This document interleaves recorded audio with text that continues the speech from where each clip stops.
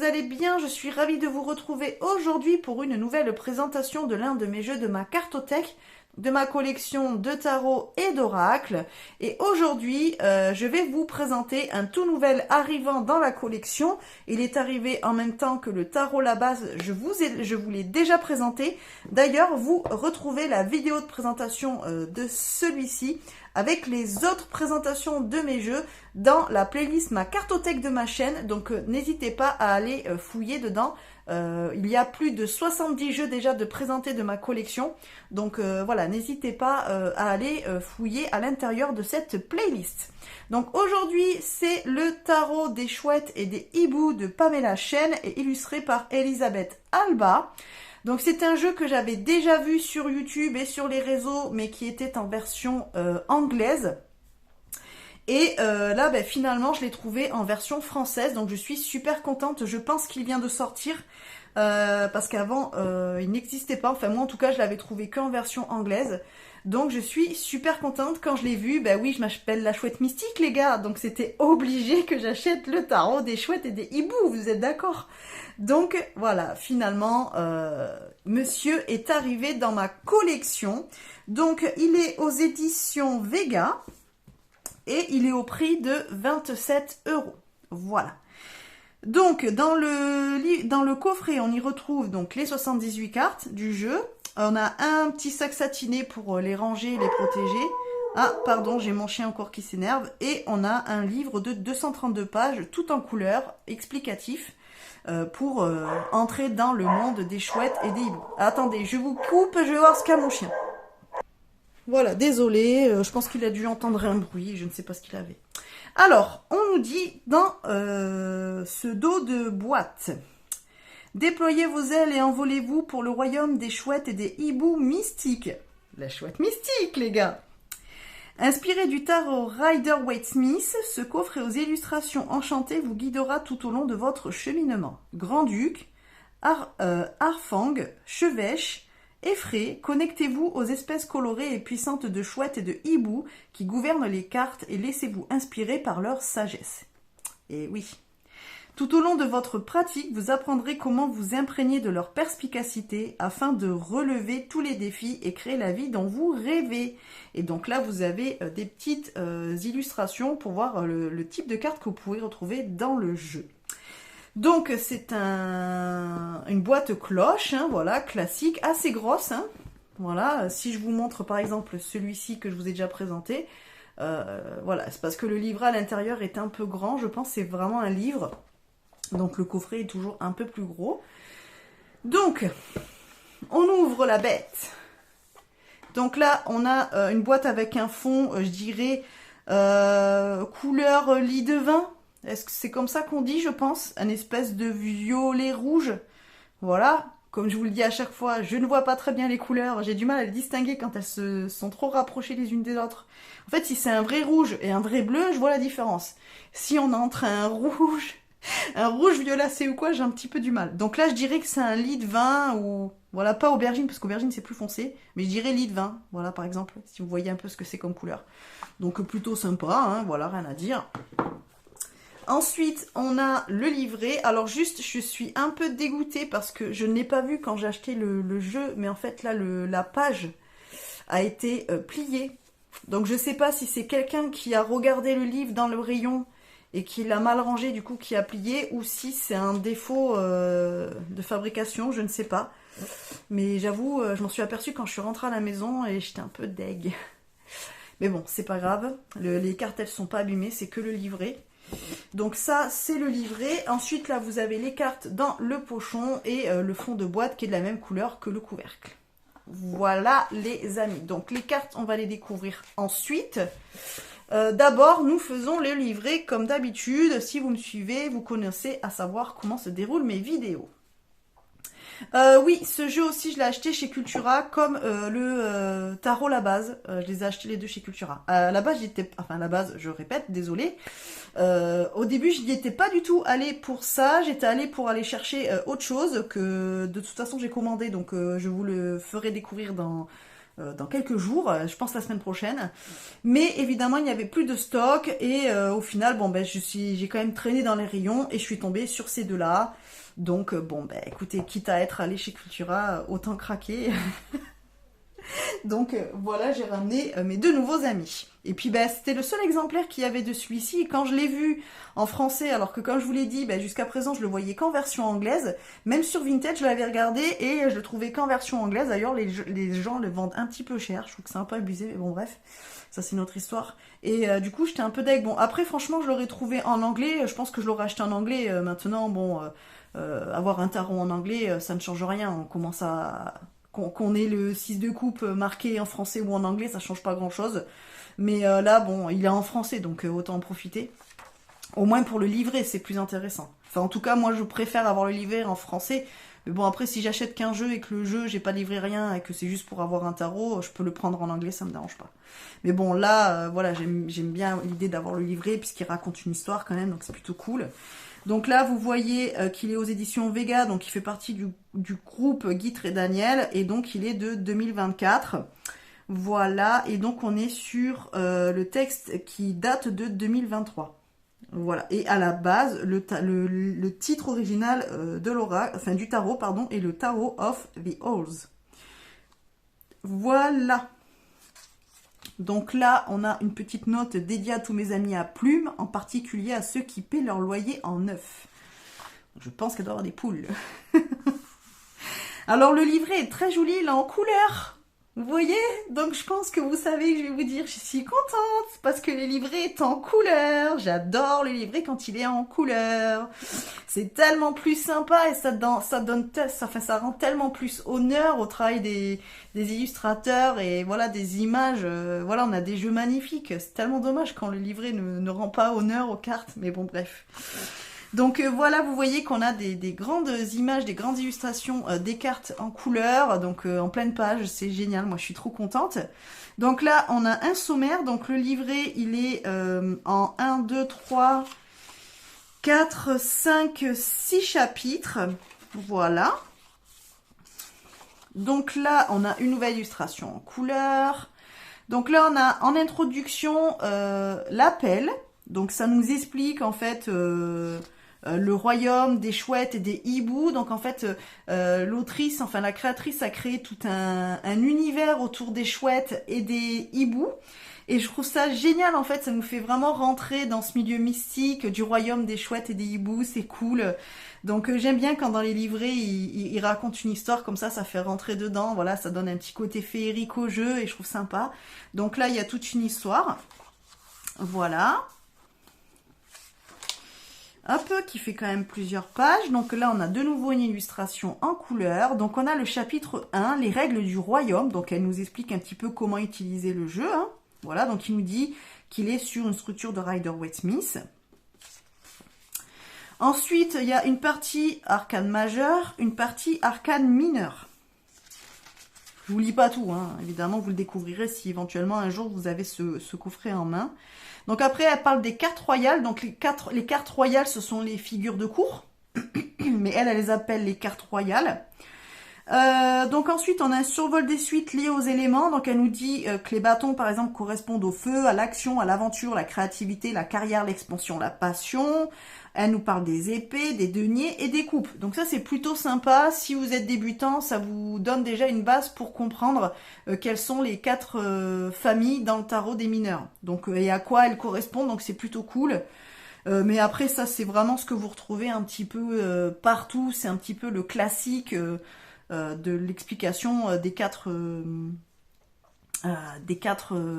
familles des mineurs, mais c'est plutôt sympa de l'avoir mis dedans. J'aime bien parce que sans doute qu'elle part du principe que peut-être les gens ne connaissent pas le tarot, que c'est leur premier tarot, et du coup c'est bien d'avoir ces petits tips là.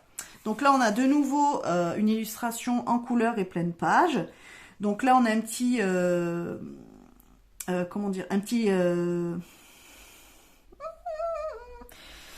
un petit résumé de ce que l'on peut trouver. Donc elle dit maintenant que vous avez appris les bases du tarot, il vous sera plus facile de vous connecter aux cartes et de les interpréter. Donc voilà, là c'est un petit topo pour nous faire aller au chapitre 2, ou on nous dit tout ou. Voilà, j'adore le jeu de mots tout ou.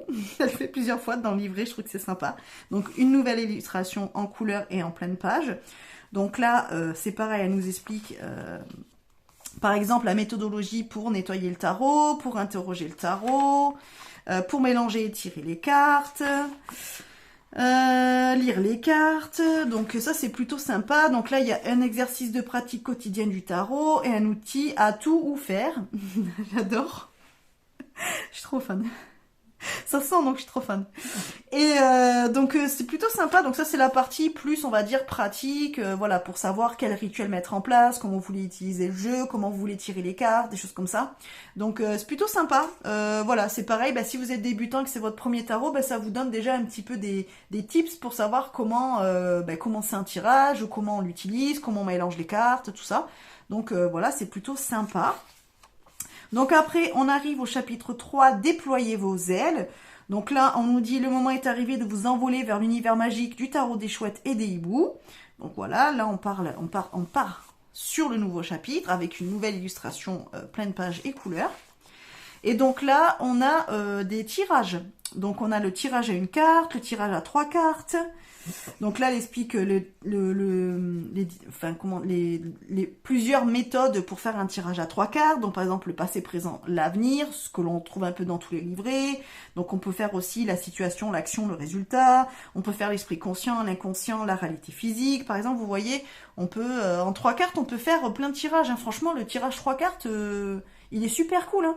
Faut pas se dire, parce qu'un tirage n'a que 2 à 3 cartes, qu'en fait il est inintéressant et qu'il va rien nous apprendre. Parfois vous allez plus apprendre avec juste une carte ou 2-3 cartes maximum, plutôt qu'un tirage à 12-15 cartes. Hein. Donc ça c'est une idée fausse. Si vous êtes débutant dans le tarot, ne vous dites pas que plus vous allez avoir de cartes dans un tirage et plus votre tirage sera complet et forcément vous aurez plus de réponses. C'est pas forcément vrai. Parfois plus vous avez de cartes, plus vous vous embrouillez et moins vous comprenez le message. Parfois mieux vaut tirer 1 ou 2 cartes et les 3 cartes c'est vraiment, on va dire, le tirage. Pour moi c'est le meilleur des tirages quand on a besoin d'avoir une question ou d'avoir un éclaircissement sur une situation. C'est peut-être le plus simple et le plus accessible, et c'est celui qui va répondre le mieux. Au moins, vous aurez des réponses claires et précises, et vous n'aurez pas forcément trop d'informations que vous n'arriverez pas à lire. Donc, réellement, si vous êtes débutant, déjà, si vous faites du 1 carte et du 3 cartes, dites-vous que vous pouvez faire déjà beaucoup de choses, avoir beaucoup de réponses. Donc après, là, il y a autre tirage. Donc, par exemple, elle fait le tirage du vol intuitif, le tirage de tarot de niveau supérieur. Donc là, vous voyez, il y a 5 cartes. Hein. C'est pas non plus des tirages extrêmement grands. Et franchement, moi, je préfère, j'aime pas les tirages où il y a 12 000 cartes. Mais bon, des fois il faut. Mais je trouve qu'en fait, les grands tirages, c'est bien. C'est presque mieux avec les oracles qu'avec le tarot. Mais après, ça, c'est mon avis. Voilà. Tirage des possibilités des chouettes et des hiboux, tirage de la magie intérieure. Donc vous voyez, vous avez quand même déjà pas mal de bases et pas mal de tirages. Au final, ça en fait combien? Ça en fait 1, 2, 3, 4, 5, 6, on va dire. Avec 6 tirages, vous êtes déjà pas mal. Hein. Je pense que vous pouvez déjà faire beaucoup de choses. Donc là, on a de nouveau une illustration en couleur. On arrive sur le chapitre 4, qui va nous parler des arcanes majeures. Donc elle nous explique ce que sont les arcanes majeures. Et donc là, ça y est, on arrive sur les pages d'interprétation des cartes. Donc c'est chouette parce qu'elle a gardé la carte en grand en pleine page avec l'illustration en couleur. C'est génial, moi j'adore. Donc je suis super contente. Alors c'est vrai qu'après ça fait des grosses boîtes et des gros livrets, mais j'aime beaucoup. Franchement, pour des jeux comme ça, avoir là les illustrations comme ça, mais c'est tellement appréciable. Enfin en tout cas, moi j'adore quoi. Je trouve que c'est chouette quoi. Ça rend vraiment honneur aux cartes en fait. Donc là vous avez le numéro de la carte. Donc elle la met en 0. Donc c'est le fou normalement, mais elle a appelé la folle. Et donc après là vous avez 3 paragraphes. Donc si vous voulez, comme d'habitude, je vous lis la page, comme ça vous voyez un petit peu ce que vous pouvez retrouver dans le livret. Donc par exemple pour la folle, elle nous dit « Cette jeune chouette est prête à s'envoler du nid et veut voyager avec vous dans le royaume des chouettes et des hiboux. Son baluchon sur le dos, cet oisillon et son meilleur ami sont prêts pour leur première aventure hors du nid. Ses plumes ont poussé, ses yeux sont vifs, elle est prête à découvrir le monde. Cela fait longtemps qu'elle est curieuse, assise dans un arbre, et qu'elle se demande à quelle assemblée elle appartiendra et qui elle deviendra. cette future gardienne des chouettes et des hiboux, c'est que pour découvrir son identité, elle va devoir faire le grand saut dès maintenant. Donc, elle fait la lecture endroit, envers de la carte. Donc, comme je l'explique à chaque fois, endroit, envers, c'est selon comment tombe la carte. Donc, en endroit, ben, vous avez l'illustration droite. En envers, vous avez l'illustration à l'envers. Vous n'êtes pas obligé de l'inclure dans votre pratique. Si vous ne voulez lire que les cartes en endroit, vous avez le droit. Si vous voulez lire les cartes endroit, envers, vous avez le droit aussi. Le seul conseil que je peux vous donner, c'est qu'il faut savoir dès le départ si vous voulez faire les lectures endroit, envers. C'est-à-dire qu'ensuite, vous restez toujours avec cette même méthode. C'est-à-dire que si vous décidez de ne lire que les cartes endroit, ben restez dans les cartes endroit. Ne prenez pas les cartes envers de temps en temps. Voilà, gardez-les juste endroit, sauf si éventuellement un jour vous avez l'intuition qu'il faut que vous la lisiez de cette façon-là. Et si vous décidez de lire les cartes endroit, envers, ça veut dire qu'après vous gardez cette méthode et vous restez sur lecture endroit, envers. Si vous ne lisez pas les cartes endroit, envers, ben par exemple, quand vous faites un étalement de cartes, donc un tirage où chaque carte a sa position avec un sujet précis ou une question précise, donc là par exemple passé, présent, avenir. Bon, ben, par exemple, alors je vais mettre un autre exemple. Par exemple, vous avez la carte état d'esprit, c'est la numéro 1. La numéro 2, c'est le blocage. La numéro 3, c'est le conseil, par exemple. Eh bien, la carte 1, vous allez lire la carte endroit. La carte 2, qui est le blocage, vous allez lire le paragraphe envers. Et donc ensuite, pour le conseil, vous lirez la carte endroit.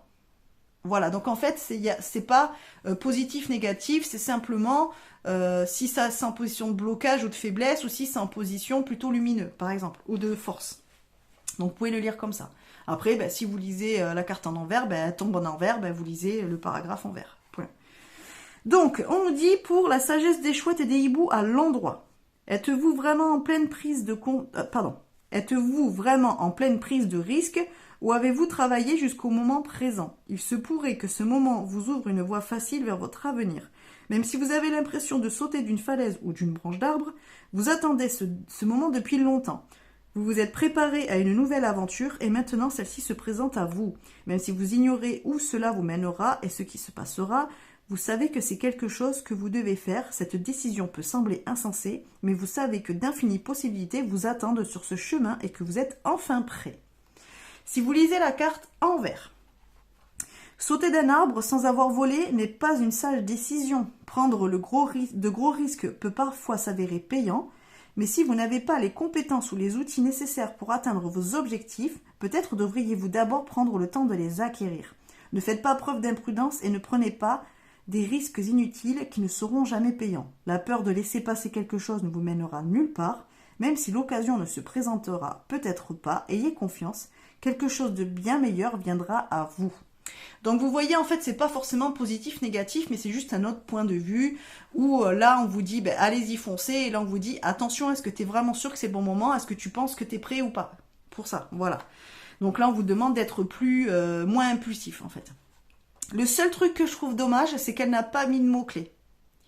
C'est un petit peu dommage. Mais bon, après, si vous lisez le livre d'interprétation, vous comprenez quand même la signification de la carte. Mais j'avoue, quand on a des mots-clés, surtout quand on débute, c'est plutôt pas mal déjà pour cibler rapidement l'énergie de la carte. Là, on est obligé de lire. Et puis, bah, si ça nous parle pas de suite, il faut qu'on relise et relise. Et ça peut paraître lourd. Et ça peut être difficile d'accès en fait pour les personnes débutantes. Si on connaît déjà le tarot, bon mais forcément on connaît, on sait ce que ça veut dire le fou dans le tarot.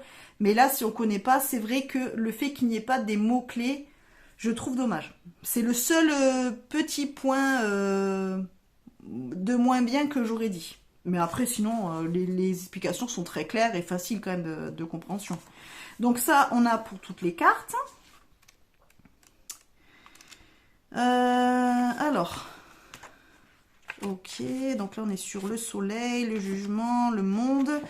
Donc là on arrive, non, je me semblait bien que j'avais sauté une page. Donc là on arrive dans le chapitre 5 qui sont les arcanes mineurs. Donc elle explique à quoi correspondent les arcanes mineurs, alors qu'elle a déjà expliqué, mais elle réexplique. Elle refait un petit paragraphe. Vous savez, j'ai retrouvé le mot paragraphe.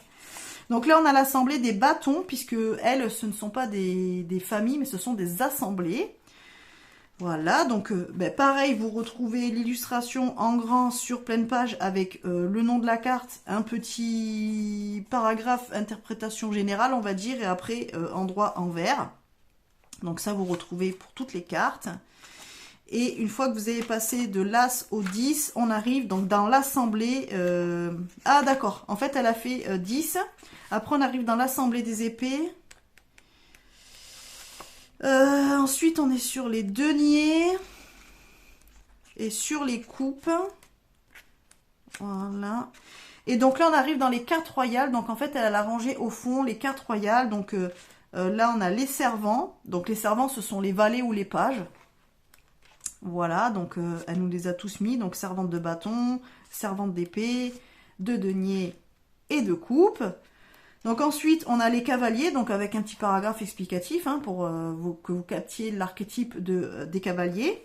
Donc là, pareil, cavalier de bâton, d'épée, de denier, de coupe. Les reines. Voilà. Hop, et les rois. Voilà. Et donc ensuite, on a une conclusion, prendre son envol. Donc voilà, ça, c'est... Et donc, un à propos de l'auteur. Donc on nous dit que Pamela Chen est l'auteur du Crystal Unicorn Tarot, auto-publié, destiné aux lecteurs amateurs d'arc-en-ciel, de licorne et de couleurs pastel. Je le connais pas. Hein.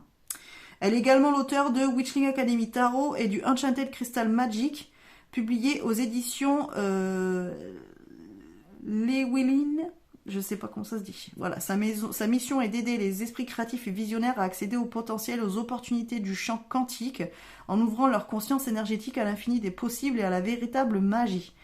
Elle a publié le Money Magic Manifest, un cours sur la manifestation qui porte son nom et a confondé la Akashic Flow Certification and Business Mastery, un stage de 9 mois pour les dirigeants particulièrement performants avec pour but d'activer leur code de prospérité. Lorsque Pamela ne joue pas avec ses poules, je vous avais dit qu'elle avait des poules, ou ne tire pas les cartes, elle aime lire des romans d'amour paranormaux, voyager à travers le monde et manger des Cheetos Puffs épicés. Et donc vous la retrouvez sur Instagram à Pamela Unicorn. Pamela Unicorn, pardon. Voilà un petit peu ce que vous retrouvez. Et donc pour l'illustratrice, donc on est l'œuvre fantastique d'Elisabeth Alba, a été publiée dans des magazines, dans des jeux et des livres, dans le Magical Almanac, publié chez Llewellyn. Pour le tarot des chouettes et des hiboux, elle a utilisé les techniques traditionnelles de l'aquarelle et de la gouache acrylique. C'est vraiment très joli les cartes, vous allez voir. Après avoir grandi en Pennsylvanie et en Floride et vécu à New York, où elle a obtenu une maîtrise à la School of Visual Arts, Elisabeth s'est installée dans l'ouest du Massachusetts. Elle partage un studio d'art avec son mari, l'illustrateur Scott Murphy. Lorsqu'elle ne s'évade pas dans une de ses créations à son bureau, elle passe généralement son temps à s'occuper de leurs 2 enfants, Sam et Charlie, à lire, à se rendre dans des boutiques d'antiquités et des musées, à jouer à des jeux de société, à faire des puzzles ou à voyager. Et donc là, pareil, vous retrouvez tous ces liens sociaux. Voilà, et à la fin, vous avez des petites pages de notes si vous avez envie de noter des choses dans votre livret. Et donc ça, vous allez voir, c'est le dos des cartes. Très très très beau. Voilà les amis pour le livret. Donc livret plutôt sympa. Il nous embarque dans ce royaume des hiboux et des chouettes. Donc c'est plutôt cool.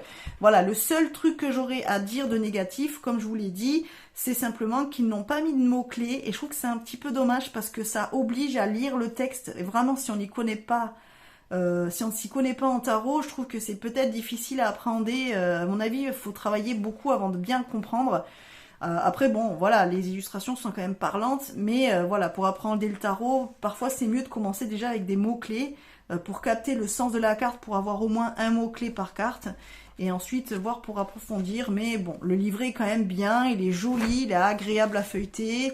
Voilà, vous avez toutes les illustrations, donc c'est très très beau, et puis bon, elle donne quand même pas mal de tips et d'explications, voilà, pour ne serait-ce que comprendre la structure du tarot.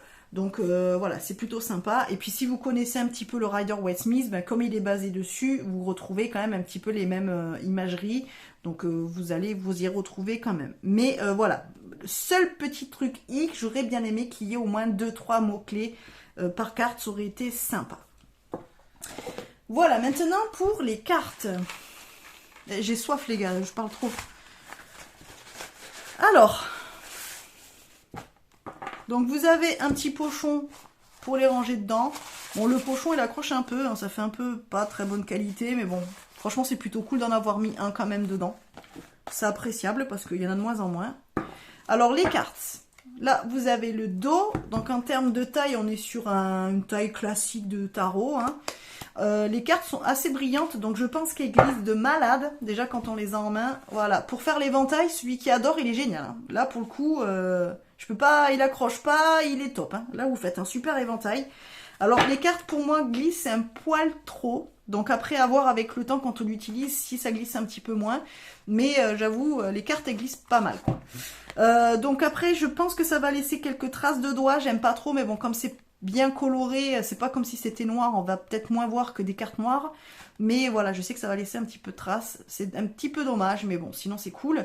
En termes d'épaisseur, bah, franchement ça va, les cartes sont assez épaisses, elles sont assez souples, bon, j'ai trop rien à dire, c'est du classique, c'est pas mal, franchement c'est bien, voilà, mais un petit peu trop brillante à mon goût, un petit peu trop glissante, mais ça c'est juste très très personnel les gars. Faut savoir que dans mes vidéos, je vous donne vraiment mon avis par rapport à moi, mes préférences, hein. Mais voilà, après, rien n'est gênant, tout est chouette, c'est simplement que personnellement, je préfère quand ça glisse un petit peu moins, mais sinon, elles sont cool. Les cartes sont très bien, je pense que dans le temps, elles peuvent quand même tenir un petit moment. Donc là, on est sur un dos avec cet œil juste magnifique, coloré, j'adore. Il est trop beau. D'ailleurs, ben, quand je l'avais vu dans des vidéos de personnes qui l'avaient présenté ou qui l'avaient en main, je trouvais trop beau le dos. Donc après, on est sur des tranches neutres, c'est plutôt cool. Comme je vous disais pour l'autre jeu tarot la base, moi les tranches neutres, ça me plaît de plus en plus. Franchement, je préfère aux tranches colorées. Donc là, bah, c'est cool. Et puis vous voyez, quand vous faites comme ça, vous avez quand même toutes les couleurs du jeu. Donc je trouve que c'est sympa. Voilà pour les cartes. Bon, ben, je vous le redis. Comme ça, je peux les prendre, mais je serai plus à l'aise de les prendre par le dessus. Et puis en plus, le paquet est quand même assez épais. Donc voilà. Mais sinon, bonne prise en main, et ça glisse pas mal, c'est top. On les mélangera après, parce que là, je vais vous les présenter. Allez, c'est parti. Attendez, je me recadre mieux là, parce que je fais n'importe quoi. Je vous redescends un poil. Ok, top. On est bon. Allez, zou, c'est parti. Attendez, hop. Allez, donc on est sur la folle, donc, ou le fou. Le magicien. Le magicien, il est très beau, donc c'est celui que vous retrouvez ici. La grande prêtresse. L'impératrice. Bon, évidemment, il faut aimer les chouettes et les hiboux, hein. Si vous n'aimez pas, forcément, je ne vous plaira pas, hein. L'empereur. Mais comme je vous l'ai dit aussi, j'aime bien les jeux où il n'y a que des animaux. Franchement, j'aime de plus en plus. Alors oui, là, j'ai le tarot, la base, et le Cosmic Cycle, où évidemment, bah, c'est qu'avec des personnages. Mais en termes d'imagerie et tout, c'est vrai que je tends de plus en plus à avoir que des animaux sur les jeux. L'hiérophante. Question de goût, hein. Les amoureux. Trop mimi. Le chariot, j'adore. Je l'adore, je l'adore. Avec les chats, c'est excellent. La force, très belle aussi. L'ermite. L'ermite, je l'aime beaucoup. Je le trouve très chouette. Avec sa lanterne, j'aime bien. La roue de fortune, au-dessus, elle est sympa. La justice, avec sa tête à l'envers. Le pendu. Génial, le pendu. Puis j'aime bien le fait d'avoir repris la tête éclairée comme ça, comme on retrouve sur le Rider-Waite. En fait, si vous connaissez le Rider-Waite, vous allez retrouver beaucoup de symbolique du jeu classique, donc c'est plutôt chouette. La mort. J'aime bien. La tempérance. Le diable. Il est stylé ce diable. La tour. L'étoile. Elle est très, très mystique, l'étoile. La lune. J'aime bien le fait de retrouver dans la lune la tête de hibou. Puis on retrouve quand même l'écrevisse là que l'on a dans la lune classique du Rider-Waite. Et puis on l'a dans le tarot de Marseille aussi. Le soleil, avec les tournesols. Le jugement. Le monde. Vous voyez, les cartes, elles glissent un peu trop quand même. Donc là, on est sur les as de bâton. Enfin, sur la famille des bâtons. Donc vous allez voir aussi, il y a une espèce de Elle a essayé de colorer aussi les cartes selon les familles. Voilà, en fait, elle a mis vraiment une espèce de chouette ou de hibou par famille. Donc l'as de bâton. Donc là, on est sur vraiment le début, hein, parce qu'on est sur un bébé. Le 2 de bâton.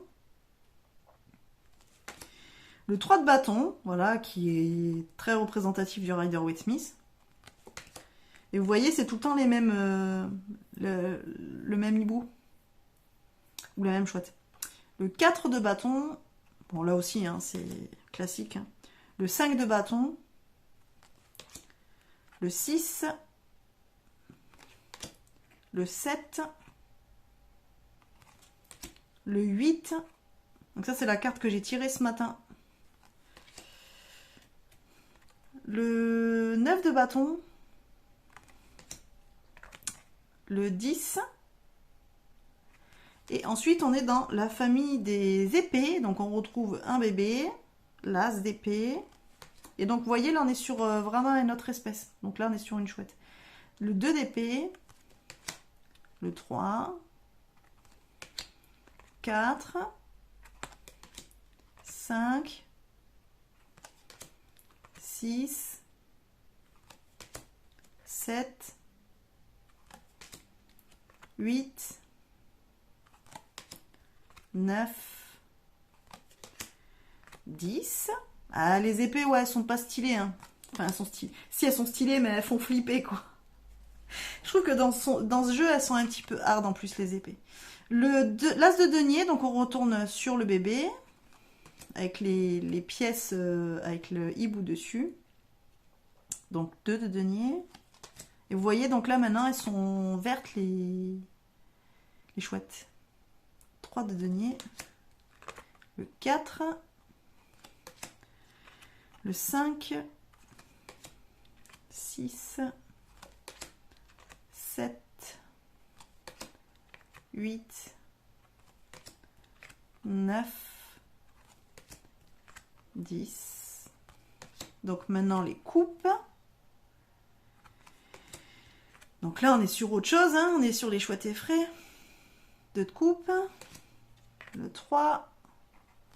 Donc là, c'est pareil, hein, selon la couleur des chouettes ou des hiboux, vous retrouvez facilement dans votre tirage si vous avez plus de cartes d'une famille. Donc par exemple, si vous avez plus de coupes, ou si vous avez que des bâtons, ou si vous avez que des deniers, ou si au contraire, il vous manque par exemple la famille des épées.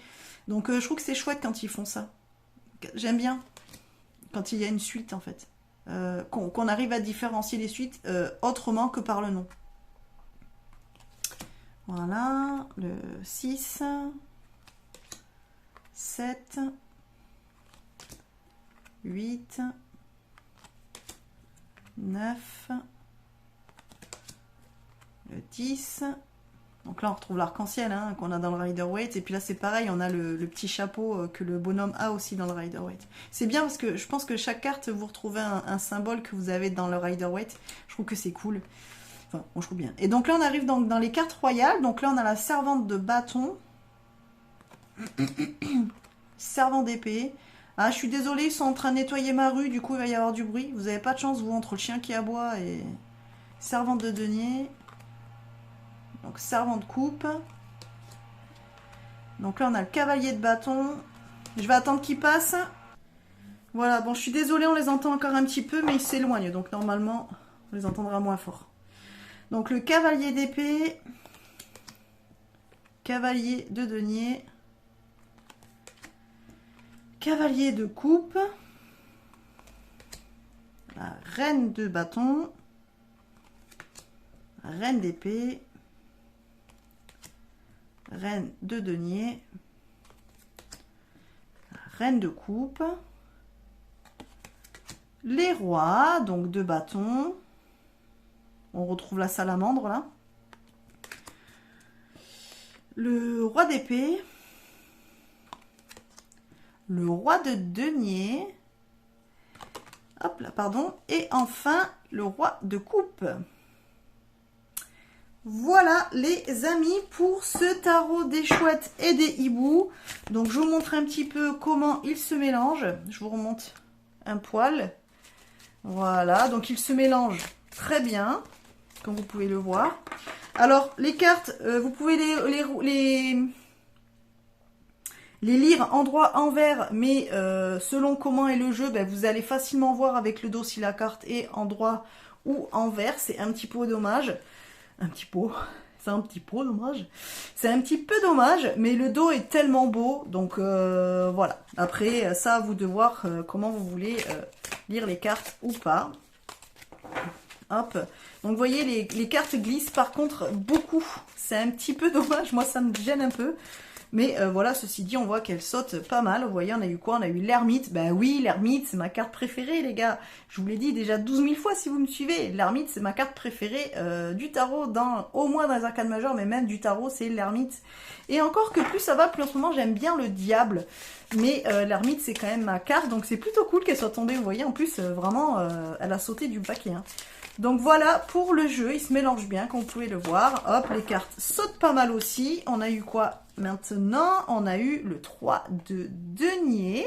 Voilà. Vous pouvez le prendre pour un message hein, si ça vous parle. Et puis, ben, comme je vous ai dit, voilà, pour faire l'éventail, bon, ben, c'est top. Hein, donc là, il n'y a rien à dire. Voilà, bon, ben, écoutez, dites-moi si vous connaissiez ce jeu, si éventuellement vous l'avez en version française ou si vous l'aviez en version anglaise. Voilà, donc bah, écoutez, je vous remercie si vous avez regardé cette vidéo en entier. N'hésitez pas, hein, comme d'habitude, à liker, à partager, à vous abonner, tout ça, vous savez, je vous l'ai dit déjà aussi en intro. Et puis, bah, écoutez, on se retrouve bientôt pour une prochaine présentation de jeu. Donc là, bah, je serai sur le tarot des flammes jumelles. Je devais vous le présenter avant cela, mais vous voyez, il y a eu des nouveaux, donc je vous présente les nouveaux rapidement dès que je les ai, quoi. C'est quand même plus cool. Et puis après, moi, comme ça, je peux les mélanger, je peux les brasser, je peux m'en servir, donc c'est plutôt sympa, parce que sinon, après, il faut que je les range tous pour vous les représenter. Et des fois, j'ai pas envie, donc quand j'ai un nouveau jeu, ben, je le présente, et puis après, comme ça, je peux en faire ce que je veux, c'est fait, quoi. Voilà, bon bah écoutez, je vous fais plein de bisous, je vous dis à bientôt dans une prochaine vidéo, bye bye et prenez bien soin de vous, bisous.